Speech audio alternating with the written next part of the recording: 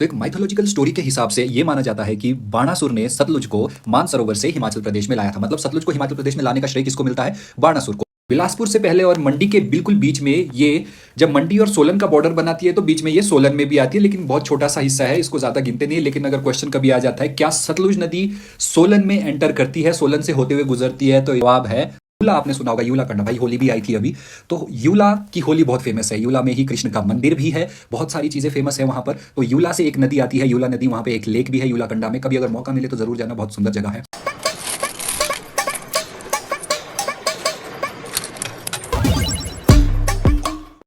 हिमाचल प्रदेश में जब हम रिवर सिस्टम की बात करते हैं तो सबसे बड़ी नदी सतलुज रिवर बहुत इंपॉर्टेंट हो जाती है। आज हम सतलुज के बारे में पढ़ने वाले हैं, सतलुज की ट्रिब्यूटरीज, सतलुज का ओरिजिन और उससे रिलेटेड बहुत सारी कहानियाँ। नमस्कार, मेरा नाम है सूरज सिंह खनान और मैं स्वागत करता हूँ आपका एजुकेशनल वीडियोस के इस सफ़र में। इससे पहले हमने रिवर सिस्टम का इंट्रोडक्शन और यमुना रिवर सिस्टम कर लिया है। ये आई बटन पर आप क्लिक कर सकते हो अगर आपने वो वीडियो नहीं देखी है तो बहुत अच्छी बात है। तो चलो शुरू करते हैं अभी सतलुज रिवर सिस्टम। किसी भी नदी के बारे में जब हम पढ़ रहे हैं तो हम उसके ओरिजिन से स्टार्ट करते हैं कि ओरिजिन कहाँ से हुआ है। तो सतलुज का जो ओरिजिन है ये मानसरोवर है। मानसरोवर कहाँ है? तिब्बत में। मानसरोवर में भी रकस्ताल एक झील है, बहुत डिटेल में इसको करेंगे। ये आप देख सकते हो, ये है रकस्ताल, बिल्कुल माउंट कैलाश के सामने। माउंट कैलाश जो महादेव का, शंभू का घर है, उसके बिल्कुल सामने है रकस्ताल और उसके बिल्कुल साथ में है ये है मानसरोवर। तो रकस्ताल से ही पानी मिलता है, रकस्ताल ही इसका ओरिजिन है। इसको तिब्बत में लांगात्सो कहते हैं, लांगात्सो। इसकी हाइट भी यहाँ पे दी है, 4535 मीटर का एल्टीट्यूड पर है ये। तो ये आप देख सकते हो दूसरी साइड में, ये है माउंट कैलाश। माउंट कैलाश से ही, माउंट कैलाश के ग्लेशियर से ही पानी जाता है। और ये आप बिल्कुल पीछे ये देख रहे हो, ये है रकस्ताल जो यहाँ पे दिख रही है। ठीक है, तो इसको रकस्ताल को और किस नाम से जाना जाता है? बल्कि सतलुज को भी कई सारे नामों से जाना जाता है, ऐसे ही रकस्ताल को भी।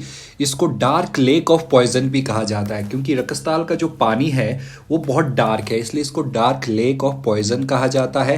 राक्षसों की झील इसे कहा जाता है, इसे रावण ताल भी कहा जाता है कई जगहों में, और इसे बाणासुर मानसरोवर भी कहते हैं। बाणासुर मानसरोवर, बाणासुर बहुत फेमिलियर होंगे शायद आप लोग, अगर नहीं होंगे तो मैं बता देता हूं। तो एक माइथोलॉजिकल स्टोरी के हिसाब से ये माना जाता है कि बाणासुर ने सतलुज को मानसरोवर से हिमाचल प्रदेश में लाया था। मतलब सतलुज को हिमाचल प्रदेश में लाने का श्रेय किसको मिलता है? बाणासुर को। बाणासुर कौन था? बाणासुर एक राजा हुआ करता था। कहाँ का? किन्नौर डिस्ट्रिक्ट, रामपुर रोडू, मतलब शिमला डिस्ट्रिक्ट के बहुत बड़े क्षेत्र। और ये महादेव का, गॉड शिवा का बहुत बड़ा डिवोटी भी रहा है। तो मैथोलॉजिकल स्टोरी के बाद हम इसके नाम पढ़ते हैं, सतलुज को किन किन नामों से जाना जाता है। सतलुज के भी बहुत सारे नाम हैं, वेदों में क्या क्या नाम से जाना जाता है? तो ये है शतद्रु या सुतुद्रु, इसको बोलते हैं। जब हम संस्कृत नाम की बात करते हैं तो इसको शतुर्दयी के नाम से जाना जाता है, संस्कृत नाम इसका शतुर्दयी है। और वहीं जो तिब्बतियन नेम है वो है लंगछन कबाब, जुगंती या मुक्संग। ये तीनों ही तिब्बतियन नेम है, तीनों ही ये याद रखने हैं। इतने ही नहीं, इसके और भी ग्रीक नेम हैं। ग्रीक लोगों ने भी, उनसे अच्छे से शायद प्रोनाउंस नहीं हुआ होगा या फिर कोई बताने वाला नहीं था उनको कि भाई ये सतलुज है, सतलुज। उन्होंने अलग से ही नाम रख लिया और हमें आज याद करने पड़ रहे हैं। तो जो ग्रीक नेम है वो है हेजिड्रस, हुप्सिस और जोराड्रस। ये तीनों ही ग्रीक नेम है, हेजिड्रस, हुप्सिस और जोराड्रस। और याद रखना ये सतलुज के ही नाम है। और जब हम किन्नौर की बात करते हैं, किन्नौर में भी सतलुज को एक नाम दिया गया है, उसका नाम है लड़दिन खबाब, जड़ती सुरवनद और हस्तमुखी। ये तीन नाम किन्नौरी भाषा में भी सतलुज को दिए जाते हैं। यहाँ से हम आगे बढ़ते हैं, इसके एंट्री और एग्जिट पॉइंट की हम बात करते हैं कि कहाँ कहाँ से इसकी एंट्री और कहाँ से इसका एग्जिट होता है। ये आप देख सकते हो, रकस्ताल जो इसका ओरिजिन है, रकस्ताल से ये नदी निकलती है और हिमाचल प्रदेश में किन्नौर जिले के बिल्कुल पास पहुंचती है। और किन्नौर में जो शिपकिला है, शिप की जो दर्रा है, उस शिप की दर्रे से ये एंटर करती है हिमाचल प्रदेश में। कहाँ पे? हिमाचल में कहाँ? किन्नौर में। वहीं किन्नौर को लगभग 2 बराबर भागों में बांटते हुए ये आगे चलती है शिमला के बॉर्डर में। और शिमला में जो छोरा एक जगह है जहां सतलुज किन्नौर को छोड़ के शिमला डिस्ट्रिक्ट में एंटर करती है। और शिमला में थोड़ा बहुत आगे चलने के बाद सिर्फ रामपुर वाले एरिया में चलती है और वहां पे निरमंड जगह में ये कुल्लू में एंटर करती है और कुल्लू और शिमला का बॉर्डर बनाती है। और फिरनू में ये कुल्लू को छोड़ के मंडी में एंटर करती है और मंडी और शिमला का बॉर्डर बनाती है और मंडी और सोलन का बॉर्डर बनाती है। और फाइनली देहर या कसौल, दोनों में से कोई भी ऑप्शन में हो सकता है, देहर या कसौल। कसौल जगह में, ये कसौल बिलासपुर और मंडी वाला कसौल है, ये कुल्लू वाला कसौल मत सोचना। तो देहर या कसौल कोई भी इसमें ऑप्शन हो, इस जगह में ये मंडी को छोड़ के कहाँ एंटर करती है, बिलासपुर में एंटर करती है। बिलासपुर में भाखड़ा डैम ये बनाती है, बहुत बड़ी लेक बनाती है। और फाइनली भाखड़ा से ये हिमाचल प्रदेश को छोड़ के पंजाब में चली जाती है। ब्यास नदी भी इसी नदी में मिल जाती है आगे जाके, और सतलुज इंडस रिवर में मर्ज हो जाती है और इंडस अरब सागर में गिर जाती है। ये पूरा पैसेज, ये एंट्री एग्जिट पॉइंट थे सतलुज नदी के। कुछ इंपॉर्टेंट फैक्ट्स है एक बार फिर से। सतलुज नदी हिमाचल प्रदेश में कौन सी जगह से एंटर कर रही है? शिपकिला में। शिपकिला कहाँ है? किन्नौर में। और ये 5 डिस्ट्रिक्ट में फ्लो करती है, बेसिकली 6 में करती है, कई बार ऑप्शन आ जाता है। कहाँ से? किन्नौर में। किन्नौर से शिमला, शिमला से कुल्लू, कुल्लू से मंडी और बिलासपुर। और बिलासपुर से पहले और मंडी के बिल्कुल बीच में ये, जब मंडी और सोलन का बॉर्डर बनाती है तो बीच में ये सोलन में भी आती है, लेकिन बहुत छोटा सा हिस्सा है, इसको ज़्यादा गिनते नहीं है। लेकिन अगर क्वेश्चन कभी आ जाता है क्या सतलुज नदी सोलन में एंटर करती है, सोलन से होते हुए गुजरती है, तो जवाब है हाँ, ये सोलन को छू के जाती है, मतलब सोलन में भी एंटर करती है। सतलुज हिमाचल प्रदेश में 320 किलोमीटर का पूरा पैसेज, पूरा रास्ता तय करती है। और जिसमें से 130 किलोमीटर तो ये किन्नौर में ही बहती है। इसका जो पूरा कैचमेंट एरिया है वो है 20,000 स्क्वायर किलोमीटर। मतलब कैचमेंट एरिया मैं पहले ही बता चुका हूँ, कैचमेंट एरिया क्या होता है।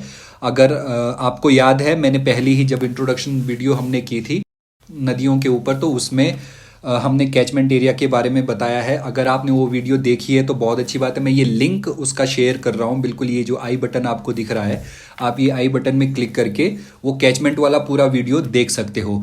और जो इसकी इंपॉर्टेंट सेटलमेंट है, जो सतलुज की इंपॉर्टेंट सेटलमेंट है, मतलब सेटलमेंट मतलब सतलुज नदी के किनारे में जो बसे हुए हैं, वो कौन कौन से है? नामग्या, जो बिल्कुल यही शिपकिला से थोड़ा आगे ही नामग्या है, कल्पा, रामपुर, तत्तापानी और बिलासपुर, ये इंपॉर्टेंट सेटलमेंट्स है। इसको किस नाम से जाना जाता है? किसको? सतलुज को। और भी नाम है क्या? हाँ, बहुत सारे नाम हो गए ना सतलुज के।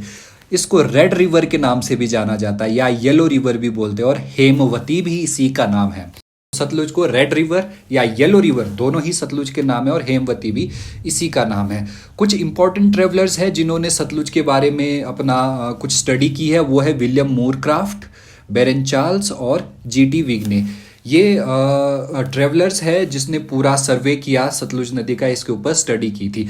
अब हम बहुत इंपॉर्टेंट पोर्शन इसका करने वाले हैं, वो क्या है? वो है ट्रिब्यूटरीज। ट्रिब्यूटरीज के बारे में पता होना बड़ा ज़रूरी है। स्पीति और बसपा, ये किन्नौर में सबसे मेन ट्रिब्यूटरी है किसकी? सतलुज नदी की, स्पीति और बसपा। जब हम स्पीति की बात करते हैं तो स्पीति की भी ट्रिब्यूटरीज है। जो इंपॉर्टेंट है वो है कब्जियान, तेगपो, योलांग, ये आप देख सकते हो। ये है तेगपो, कब्जियान, तेगपो, इनसे मिलने से ही स्पीति आगे बनती है। स्पीति बहुत छोटी छोटी बहुत सारी नदियों से बन रही है। वहीं आगे ये इंपॉर्टेंट ट्रिब्यूटरीज है स्पीति की, कौन कौन सी? कब्जियान, तेगपो और योलांग।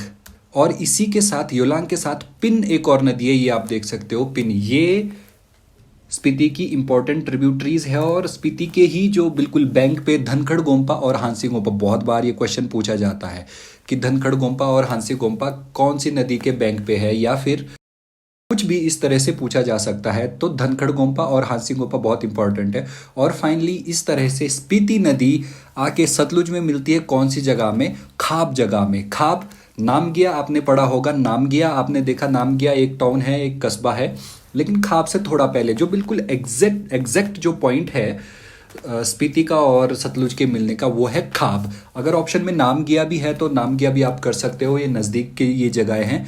और इसके साथ आगे एक और नदी इसकी आती है, बहुत सारी छोटी छोटी और ट्रिब्यूटरीज किन्नौर में आती है। तिडोंग है, रोपा है, रोलदांग है, पांगी नाला है, रिब्बा है, लारसा है, ये छोटी छोटी नदियां हैं। और वहीं बसपा हिल से एक नदी निकल रही है, मेन नदी बहुत इंपॉर्टेंट है। सतलुज की सबसे इंपॉर्टेंट और सबसे बड़ी सहायक नदी अगर किसी को माना जाता है वो है बसपा हिल से निकलने वाली बसपा नदी। ये बसपा नदी है। बसपा की भी बहुत सारी छोटी छोटी ट्रिब्यूटरीज है। कौन कौन सी ये ट्रिब्यूटरीज है ये आप देख सकते हो। हमने पूरी कोशिश की है अच्छे से एनिमेशन इसमें लगा के आपको दिखे। जो मेन बसपा की ट्रिब्यूटरीज है वो है जुबकिया, थटांग और बेरिंग। ये मेन बसपा की ट्रिब्यूटरीज है। बसपा की नहीं, ये सारी ट्रिब्यूटरीज हम सतलुज की मानते हैं क्योंकि ये सारे नाम इंपॉर्टेंट है और आपको सारे नाम याद रखने हैं। और फाइनली बसपा कौन सी जगह में सतलुज से मिल रही है? करछम। बिल्कुल, ये करछम जो पॉइंट है ये याद रखना है। इस तरह से पूछा जाता है कि कौन से पॉइंट में बसपा कहाँ पे मिलती है सतलुज में, तो करछम में। और करछम कहाँ है? बिल्कुल किन्नौर में ही है। यूला आपने सुना होगा, यूला कंडा। भाई होली भी आई थी अभी, तो यूला की होली बहुत फेमस है। यूला में ही कृष्ण का मंदिर भी है, बहुत सारी चीज़ें फेमस है वहाँ पर। तो यूला से एक नदी आती है, यूला नदी। वहाँ पे एक लेक भी है यूला कंडा में। कभी अगर मौका मिले तो ज़रूर जाना, बहुत सुंदर जगह है। तो वहीं लेफ्ट बैंक पे जो और नदियाँ वो है यूला, मंगलाड और पनबी। और राइट बैंक पे भाबा और रुपी। ये सारी नदियाँ बहुत इंपॉर्टेंट ट्रिब्यूटरीज है, ये याद रखनी है। ये सारी नदियाँ किन्नौर में सतलुज की ट्रिब्यूटरीज थी। इसके बाद सतलुज नदी छोहरा में किन्नौर को छोड़ के शिमला और शिमला से मंडी, कुल्लू, बिलासपुर, इन सारी डिस्ट्रिक्ट में बहती है। तो आगे हम चलते हैं। शिमला डिस्ट्रिक्ट से जो नदियाँ सतलुज में मिलती है वो कौन कौन सी है ये आप देख सकते हो। इंपॉर्टेंट नदियां हैं। नोगली खड्ड बहुत इंपॉर्टेंट है, बहुत सारे लोगों को पता होगा। नोगली खड्ड शिमला से निकलती है। ब्रांडली खड्ड, बहरा, खक्कड़, ये सारी नदियां शिमला डिस्ट्रिक्ट से बहती है। वहीं जो कुल्लू से बहने वाली नदी है, जो निरमंड के पास से, जो सबसे इंपॉर्टेंट नदी है, नदी नहीं इनको नाले या खड्ड बोल सकते हो, तो कुरपन खड्ड इंपॉर्टेंट है। कुरपन के साथ साथ जीबी और आनी, ये दो और नदियां हैं। दो और खड्ड आप बोल सकते हो, दो और खड्ड है, जीबी और आनी, ये भी इंपॉर्टेंट है। तो ये आप और भी इंपॉर्टेंट नदियां जो ट्रिब्यूटरीज है शिमला डिस्ट्रिक्ट की, किंजल, खेखर, चमोली, स्वेरा और ये सब, भागनाला, ये सब इंपॉर्टेंट ट्रिब्यूटरीज है। और फाइनली फिरनू में, ये मंडी में जहाँ एंटर करती है, वहीं पे एक इंपॉर्टेंट नदी, बहुत इंपॉर्टेंट, बहना, सुना होगा आपने नाम। बहना इसकी ट्रिब्यूटरी है। जीबी और आनी इसी की ट्रिब्यूटरीज है। कुल्लू में और मंडी में बहने वाली जो इंपॉर्टेंट नदियाँ वो है इमला, बिमला, बहुत फेमस है। इमला बिमला घाटी भी फेमस है। करसोग वाला एरिया यहीं पर पड़ता है। नौरी, अलीखट, गांबर खट। इसके बाद हम मंडी की ट्रिब्यूटरीज में जो और नदियां देख रहे हैं वो है सियून, शीनू, बहलू, कट्टू, कोटलू और भागमती। ये इंपॉर्टेंट ट्रिब्यूटरीज है, सब याद रखने वाली है। और फाइनली हमीरपुर से भी कुछ ट्रिब्यूटरीज सतलुज में मिलती है। कौन सी है? उनमें से सबसे मेन है सीरखड, मुंडकर और स्यारली खड। ये तीनों ही इंपॉर्टेंट ट्रिब्यूटरीज है। हमीरपुर और मंडी का, सीरखड हमीरपुर और मंडी का बॉर्डर बनाते हुए बिलासपुर में सतलुज से मिलती है। और फाइनली सतलुज नदी भाखड़ा डैम बनाती है और भाखड़ा जगह में, भाखड़ा से ही हिमाचल को छोड़ के निकलती है। कहाँ? पंजाब में। ये फिर से एक बार आप मैप देख सकते हो, पूरा का पूरा मैप हमने बनाया है याद रखने के लिए। सारी नदियाँ किस तरह से सतलुज यहाँ शिपकिला से एंटर कर रही है और ये पूरा ये किन्नौर, शिमला, कुल्लू, मंडी और शिमला का बॉर्डर, सोलन और मंडी का बॉर्डर, और इसके बिलासपुर में और भाखड़ा से पंजाब में एंटर कर रही है। और इसकी ट्रिब्यूटरीज जो सबसे इंपॉर्टेंट ट्रिब्यूटरीज है वो है स्पीति और बसपा। ये इंपॉर्टेंट ट्रिब्यूटरीज है। मंडी में बहना, इमला, बिमला, कुल्लू में जिब्बी, आनी, कुरपन, ये सारी इंपॉर्टेंट ट्रिब्यूटरीज है। आप फिर से एक बार ये सारी देख सकते हो। अगर आप पॉज भी कर सकते हो, थोड़ी देर के लिए आप पॉज कर दो और आराम से जितनी बार आप मैप बनाओगे, जितनी बार आप इनको खुद से ड्रॉ करोगे, आपको बहुत अच्छे से याद रहेगा। हमने सतलुज को बहुत डिटेल में पढ़ लिया है। ओरिजिन इसका कहाँ से हुआ था, इसकी एक एक ट्रिब्यूटरीज जो कि याद रखने के लिए बहुत इंपॉर्टेंट है। लेवल बढ़ रहा है, यूपीएससी का है, चाहे एचपीपीएससी का है, चाहे स्टेट के किसी भी कॉम्पिटिटिव एग्जाम का है, लेवल बढ़ रहा है। एक एक क्वेश्चन आपको याद रखने, एक एक ट्रिब्यूटरीज आपको याद रखनी है। मुझे उम्मीद है कि ये वीडियो आपको पसंद आई होगी। और इस वीडियो के एंड में मैं आपको एक क्वेश्चन छोड़ के जा रहा हूँ। ये आप स्क्रीन पर क्वेश्चन देख सकते हो। ये क्वेश्चन है आपके लिए, इसका आंसर कमेंट बॉक्स में ज़रूर आपने करना।